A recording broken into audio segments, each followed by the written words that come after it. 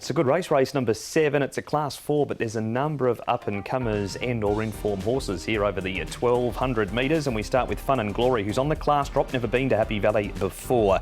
Killer Instinct did have some traffic problems, but just fair after that on the all-weather at Shah. 10 wide draw again for Gang of Brothers. Sweet Diamond gets the visor on. Nordic Dragon, 3 trials. Plenty on debut also. He's had the 2 trials. Shadow Runner held up to the 150 at Happy Valley last time. Melbourne Hall, he was a winner on the 19th of October, carries an extra £8. And Shining Fortune, Nick from Barrier 12, will wear blinkers for the first time. He certainly will, and Zach Purton will be on board him. Good to slow the pace here. Gang of Brothers, one that might just be able to go forward. Harry Bentley on board him, and he was prominent last time, so he might well get himself to the front. Nordic Dragon is an interesting runner because he's a newcomer, but has shown some good speed in his trial. Shadow Runner won't be too far away, and Shining Fortune, albeit drawn wide here, Paul, they might just try and press on with him as well. Well, the reason I thought that was because blinkers go on him for the first time, and I thought they might go forward with him. But again, there's options for Zach. There's another bad draw for Zach. He's got 2 in a row there, and we'll see what he does. So with Shining Fortune, thought Fun and Glory would go back, and Hercules generally runs better when he goes back. Well, it might be a bad draw for a couple of them, but it's not for E Rainbow. He's up in trip to the 1200. He draws nicely in 3, and his rider is Lyle Hewitson. Lyle, E Rainbow won a good race for you last time out. Back to the Valley he goes, and up in trip as well. Yeah, so from last season he's matured a bit mentally. He's become a lot easier to work with, and yeah, like his start this season just showed that 1,000 metres we knew was too sharp, but we had to get him off a starting point, and yeah, he was only half a length off them out the gates, and then obviously lacked a little bit of that speed, but I liked the way he worked into on the turn, and he sustained a run to the line. So obviously going to be more comfortable over the 6 furlong, and with the run under the belt, he should be good to go. There's plenty of tempo in that race last time. Would that have sort of played to his strengths or played against him, do you think? It could have gone either way, you know.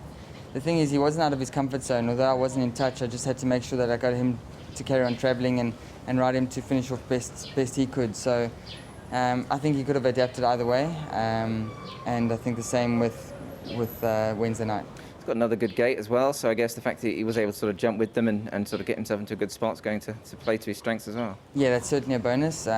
He did have a few queries on his jumps last season, but I think he has got better in that aspect, so as long as he jumps well and maintains a position, he should be a contender here. You've had quite a bit to do with this horse, I've noticed, in his track work, etc. Did you feel he's sort of maturing all the time as a racehorse? Yeah, and he can be a bit quirky before and after work, and I've just got along well with him, so you know, rather keep busy than sitting on the bench. I like to get on him in the mornings and enjoy taking him out for his work. And that is Lyle Hewitson and E Rainbow. We move on to Paul to Hercules now, a winner 2 starts ago, and went within a neck of making a back-to-back victories. Yeah, which we haven't seen before. And look, he ran really well, didn't he? But it's just he will need a bit of pace on. He races better with pace on. I don't know if he'll get it in this race, but he did finish off strongly enough. It was a nice run, wasn't it? And he's got an extra couple of pounds to carry as well. So he's creeping up the weights once again, but he does remain on his best, you know, a well-handicapped horse. Both the horse that ran 1st and 3rd run earlier in the night, being Spicy Grill and Lucky Archangel. Shining Fortune, Nick, he doesn't look too far off a win. The horse that beats him here is a very nice horse, Jumbo Legend, but Barrier 12 is going to make it tricky. Yeah, very tricky. I mean, no better man on board than Zach Purton. I'm sure he'll have a plan. But yeah, look, he does deserve to win when he's now 0 from 13. But you know, he's run some very good races in defeat. So he certainly comes in here with a decent chance if he can overcome that barrier. And Gang of Brothers, well, he's doing little wrong, Paul, and he ran well at a huge price. Yeah, he did, didn't he? And he just missed out there. The thing with Gang of Brothers is he has got a bit of pace. It has led over 1,400 metres in the past at Shah. It's whether he can lead over the 12 here, but with no other leader, I think he might really push himself early. What about Brave Star, Paul? He was disappointing on debut, but that was a rain-affected track. He then came to Happy Valley for the first time and ran a good second. Yeah, look, complete forgive the first start, as you say. There was rain about, it was at Shah. He came here to Happy Valley. I thought he finished off this race quite strongly. Another one that's got an awkward draw, barrier number 10. But look, I'm going to include him because I think there was a lot of improvement there. Yeah, he's got £3 more to carry, but I guess it's warranted given that he has run so well here. And as you say, he certainly went with the price he was last time. Speaking of price, he was the big priced buy, Nick Nordic Dragon, the buzz horse on Wednesday night. This is him trialling on the 1st of November. Yeah, absolutely. And I mean, look, he's obviously cost a few quid, hasn't he? And his trials have looked good. So he might well prove to be the star turn of the evening. Son of Star Spangled Banner. We know there are certainly one or two very good ones of those around. And I couldn't fault these trials, Paul. I think his trials have looked very good. And he's had a trial here at Happy Valley as well. Yes, he's won 2 of his 3 trials. He's looked really good. Look, he breezed up really well before that ISG sale. He was the second top lot.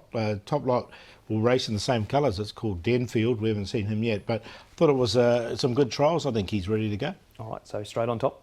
Yeah, he's going to go on top for me, see if he can do what Romantic Warrior did coming out of the ISG sale, winning his first start at Happy Valley.